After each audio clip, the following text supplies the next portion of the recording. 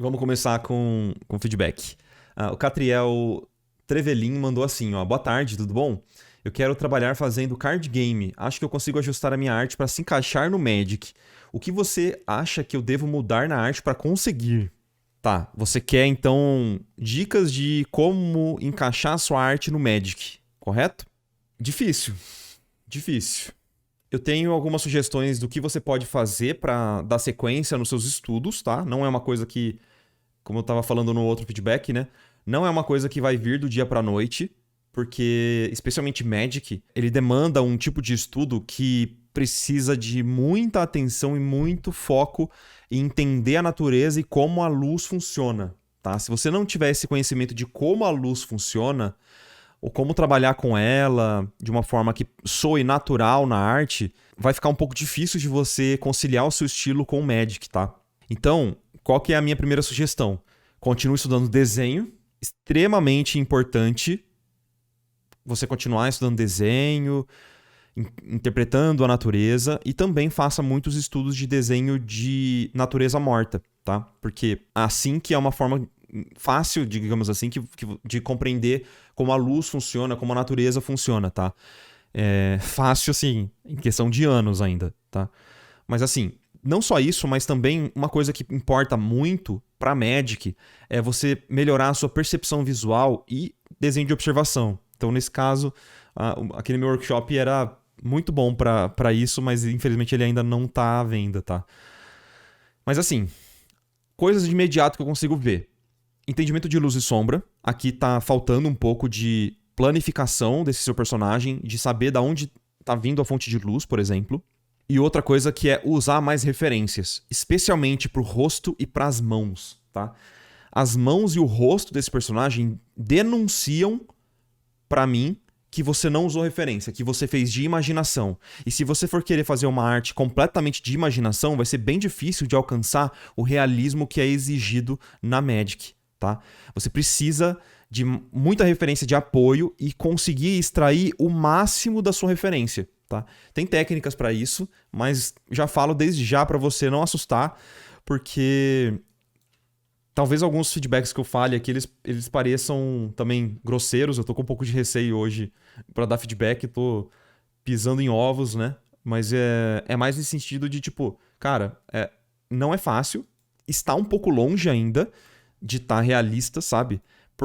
Mas eu acho que é exatamente por esse motivo, de que você tá pintando tudo e desenhando tudo de imaginação, ou só usando como referência de, tipo, o cinto dele é desse jeito.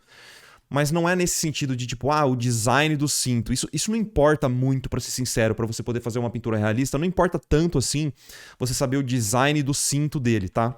Dele tá certinho e com todos os detalhes e tal. Isso não importa tanto, tá? O que importa mesmo é isso aqui soar natural pra gente. E o que soa natural é a gente saber, por exemplo, qual é a fonte de luz. Qual é a fonte de luz principal aqui? Eu não consigo saber. Você detalhou tanto os planos superiores da roupa dele quanto os planos frontais. Na cabeça dele tá tudo iluminado, tanto os planos superiores quanto os planos laterais, os que estão voltados para baixo.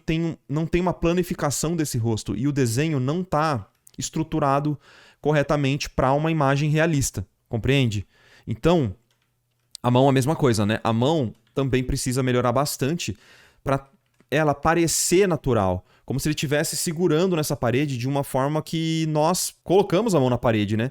Dificilmente você vai colocar a mão numa parede, numa montanha assim, fechando os dedos, fazendo essa concha assim, sabe? Tipo, isso aqui não acontece, né?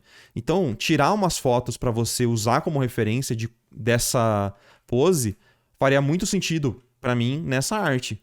Então, minha sugestão, assiste o vídeo que eu fiz sobre como é feita uma arte do Magic. É um vídeo muito bom, que eu destrincho todo o processo de um artista do Magic e ver o que você não está fazendo ali. Com certeza tem coisas no seu processo de pintura que você não está fazendo. Eu tenho certeza absoluta, assim, sabe? Então, tenta encaixar.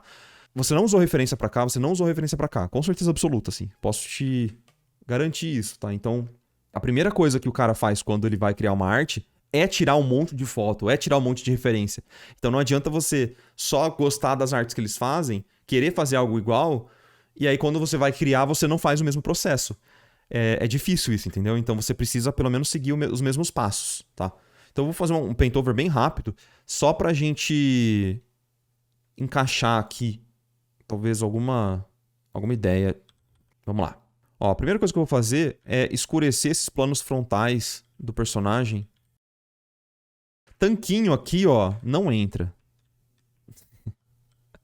Tô brincando. Essa live permite tanquinhos, mas eu só permito tanquinho se ele for bem iluminado, tá? Do jeito que ele tá aqui, ele tá com muito volume numa área de sombra. Se a luz tá vindo de cima ou desses raios mais de trás, então a gente tem que tirar essas informações da frente. Não tem outro jeito, assim, sabe? E eu falo brincando isso, mas é simplesmente pelo fator de que esse tanquinho deveria estar em sombra, tá? Não tenho nada contra tanquinhos. É porque, coincidentemente, os artistas estão colocando o tanquinho em sombra e iluminando ele como se ele estivesse com uma luz direta, sabe? Esse cinto é a mesma coisa, ó. Pra mim tem que tirar um monte de informação. Então eu vou criar uma luz que é basicamente um contraluz aqui, você vai perceber. Toda essa parte aqui eu vou tirar também. Bastante informação. Todos os planos estão voltados para baixo e para onde não tem luz, eu estou escurecendo e tirando informação, ó. Para a gente ressaltar a textura e as informações na transição de luz e sombra. Você vai perceber como fica natural isso. Ó, todo esse rosto dele, todo respeito, mas para mim ele tem que estar em sombra. Calma aí que eu já ajusto, já vou voltar com a luz nele, tá?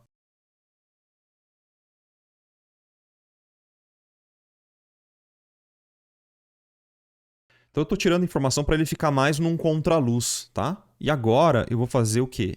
Pegar uma layer de screen, colocar um azul, e eu vou pintar a fonte de luz bem mais fria vinda do fundo. Então não precisa ser necessariamente tão fria assim, mas com certeza tem que ser mais fria do que a sombra, nesse caso aqui. E eu vou fazer essa luz entrando, ó, aos poucos, como se fosse uma luz de recorte, ó.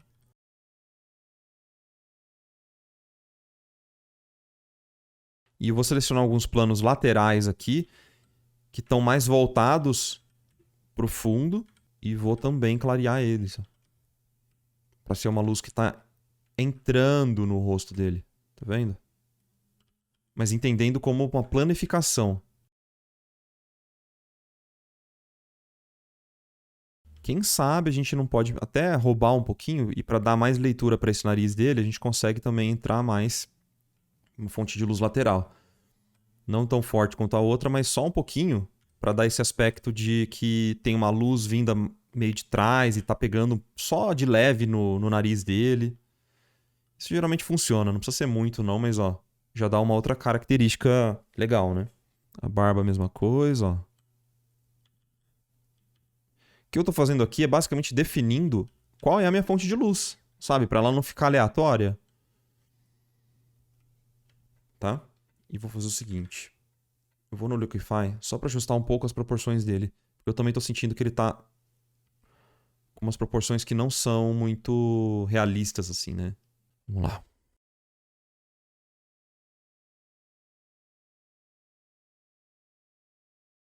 O rostinho dele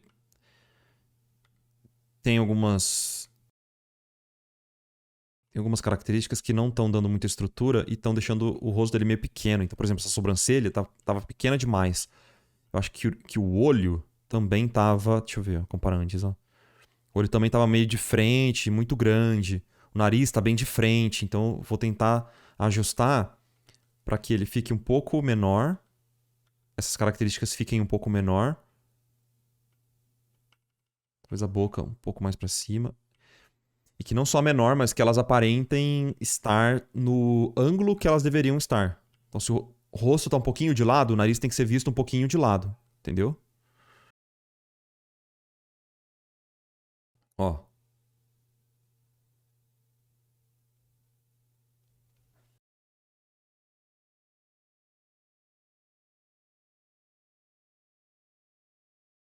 Um pouco da estrutura também seria interessante de voltar aqui na cabeça. Eu acho que eu acabei tirando um pouco por causa da sombra, mas ó.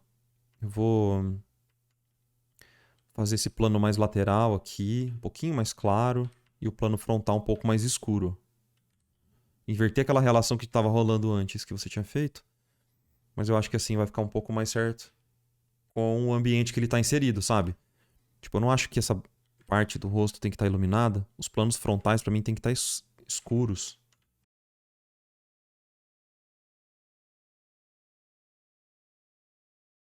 E aí eu vou usar até uma luz de recorte mais clara aqui, ó.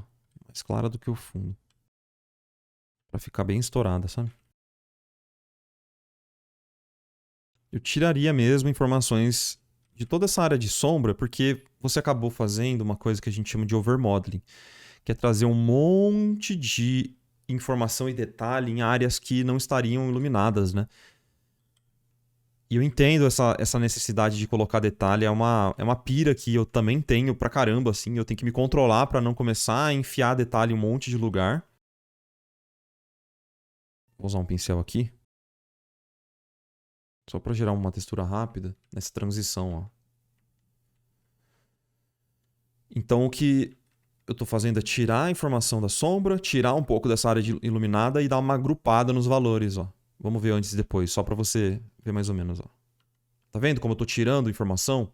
Isso aqui é aquele clássico HDR que a gente estava falando já nas aulas ali sobre overmodeling, tá vendo? O que significa isso? Significa que você colocou informação tanto na luz quanto na sombra. Esse é o clássico overmodeling, tá? Então, trazendo essa naturalidade para a luz, você acaba simplificando a sua pintura também. Você precisa de menos informação para fazer com que uma pintura funcione, e não mais informação do que você encontra na natureza, assim, que você enxerga, sabe? Na pintura, geralmente, é menos informação. E o Magic tem muito disso também, saca? Porque isso deixa a pintura mais natural.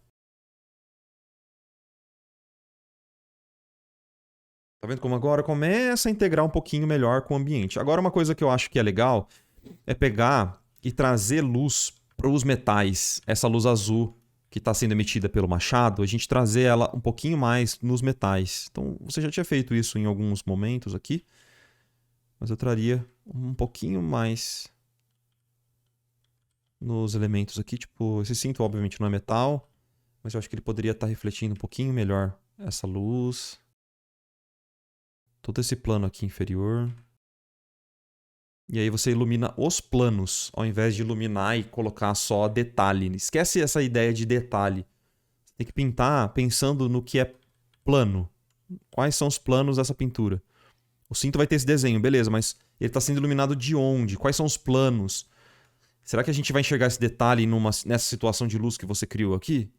Por isso que é tão importante você sempre ter em mente qual é a sua fonte de luz principal, secundária, entendeu? E eu até brilharia um pouquinho melhor a silhueta do machado, porque a gente quase não enxerga ele de longe, a silhueta, sabe? Então é como se ele estivesse se iluminando também, não só iluminando o ambiente em volta dele.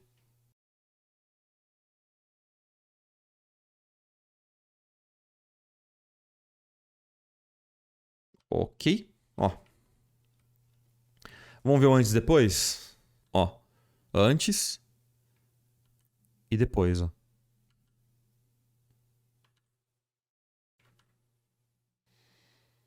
Beleza? Faz sentido isso pra você? Tudo isso que a gente conversou? Ó, tirei o contraste excessivo, trabalhei nos planos, trabalhei com uma luz de recorte. A cena fica mais natural, exatamente, exatamente. Então não precisa encher de detalhe. O detalhe, ele é legal, mas, cara, pensa na luz mesmo, né? Isso é a interpretação da própria luz. Eu nem mexi na mão, nem mexi tanto assim no rosto, mas olha como a luz aparenta ser mais natural, né? Certinho? Agora parece que o Clayton existe no mundo, no nosso mundo real. Antes parecia uma colagem. É, então, essa sensação de colagem é por isso, né? Porque tava 2D. Beleza, Catriel? Que bom que você curtiu. Que bom.